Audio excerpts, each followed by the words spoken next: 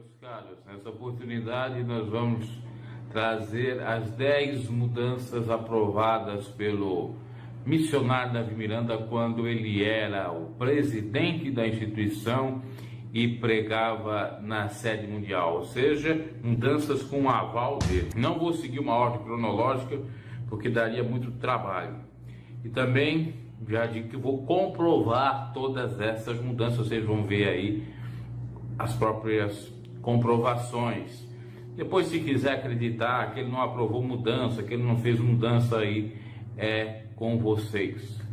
Vamos lá. Bateria. No início da instituição se permitia bateria. Em 1968 ele teve uma revelação que não era permitida bateria. Na década de 80 as filhas Débora e Lé gravaram um CD que tem nitidamente bateria ali. Elas deveriam ter que quase 20 anos quando gravaram aquele CD na década de 80, as duas juntas. Então estava permitido no começo da década de 80, no final da década de 80. Mais adiante foi vedado. Chega finalzinho da década de 90, anos 2000, tinha bateria, teve uma problemática, me parece até foi com o Davi Filho, aí proibiram a bateria. No início dos anos 2000 não podia bateria, depois pôde a bateria, e com aval do próprio missionário lá por volta de 2013. Tem que falar que outrora já se utilizava a bateria, não a convencional, mas aquela, vamos dizer assim, virtual, eletrônica, mais pequena. Segunda mudança, com relação aos playbacks.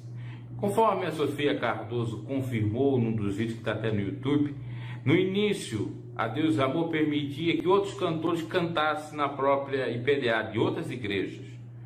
Permitia, obviamente, hinos de outras igrejas, ao ponto da própria Débora e Leia terem como espelho ou serem fãs de artistas da Assembleia de Deus. Inclusive, para quem não sabe, a própria Débora gravou um hino intitulado Manchetes, que é da Shirley Carvalhais. E por aí vai. Então, no início era permitido o playback ou outros cantores de outras instituições cantarem na própria IPDA.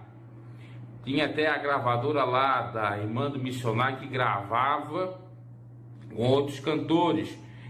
Gravou com o próprio Adão Campos, que dava aquele testemunho, que era da Assembleia de Deus. Então, Deus já boa, a Assembleia de Deus e outras instituições é quase a mesma coisa, era tudo permitido. A partir da década de 70, o missionário resolveu não permitir que os cantores de outras gravadoras ou outras igrejas gravassem na igreja. Começou a não permitir mais nada praticamente. Inclusive, conforme os próprios contaram, eu trouxe aqui no canal, os cancioneiros de Cristo disseram que foram sacados da IPDA ou punidos porque gravaram, e olha que eles nem gravaram em outro ministério, mas gravaram um CD independente. E a igreja na época não aceitava que gravasse CD independente, tinha que ser pelo selo da Voz da Libertação. Então puniu eles. Veja só a loucura. Aí chega meados de 2013 também, 2014 por aí, é liberado o playback de outras denominações para colocar nos cultos.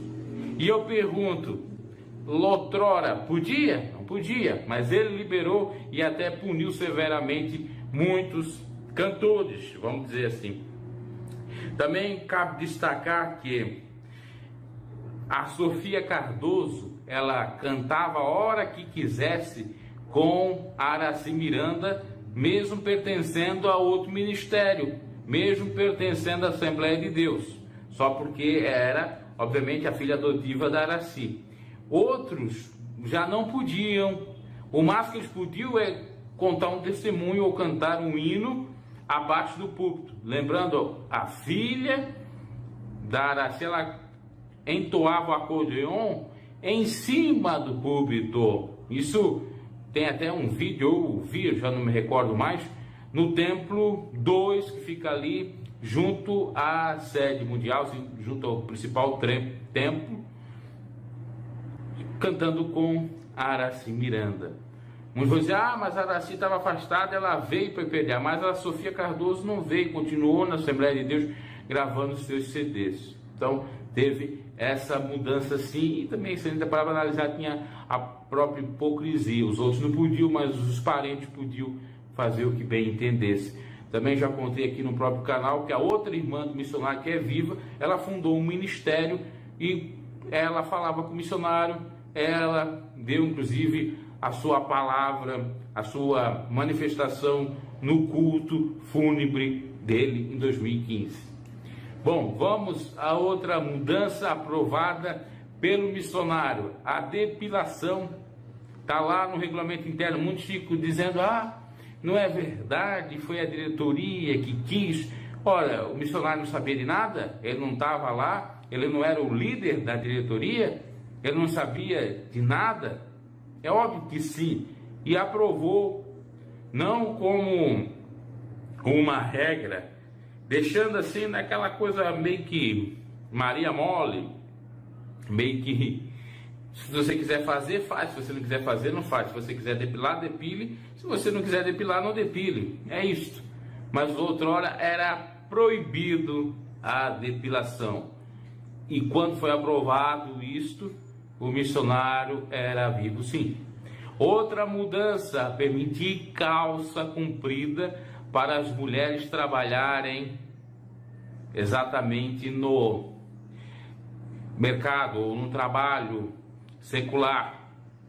Trabalharem, por exemplo, de enfermeiras, de médicas ou outras áreas. Foi permitido, principalmente para as enfermeiras ou médicas. Assim também como foi permitido para as jovens, que não era isto, elas utilizarem calças para a educação física na escola, com o aval do missionário. Tem aqueles exagerados que não conhecem a história da igreja, e tem aqueles exagerados que, mesmo vendo o erro ou vendo a mudança, dizem que não tem, que não conseguem captar nada disso. O missionário, no fim da vida dele, ele foi mais liberal do que a vida dele praticamente toda, vamos dizer assim. E muitos não captaram, não viram isto e ficam defendendo dogmas antigos. Outra coisa, e já estamos na quinta, que foi mudada e que muitos não perceberam, a questão do bigode. Vocês sabiam que na IPDA podia usar bigode? Que os primeiros que estavam na igreja, na IPDA, junto com o missionário, utilizavam bigode?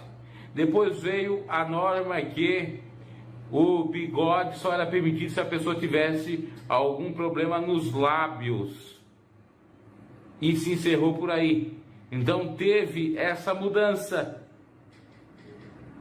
Muitos estão questionando a questão de barba. Tinha gente com missionário, inclusive eu estou mostrando aí uma foto, ele no início da igreja com um monte de pastor com bigode.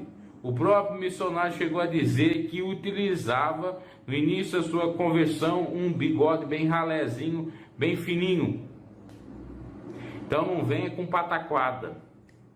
Outra mudança, são 10, vamos para a sexta mudança.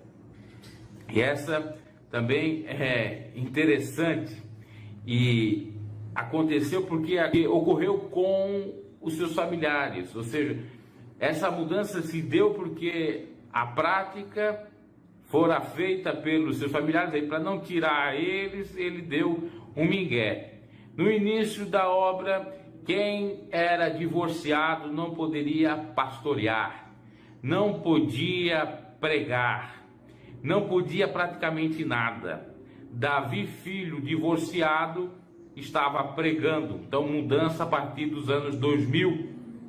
É só analisar o regulamento interno, que lá diz, o antigo de 1986, que se a pessoa caísse 3 vezes no pecado de adultério, ela tinha que ser excluída da IPDA. E Davi, filho, caiu 3 vezes, até mais, e não foi tirado, sacado da IPDA, porque era membro da família. Com toda certeza, outros que fizeram isso acabaram sendo tirados. Então, mudança, a permissão de pregar estando divorciado ou até mesmo divorciada, porque não era permitido, eu digo, na realidade era mais o pastor que não podia pregar ou ser pastor divorciado.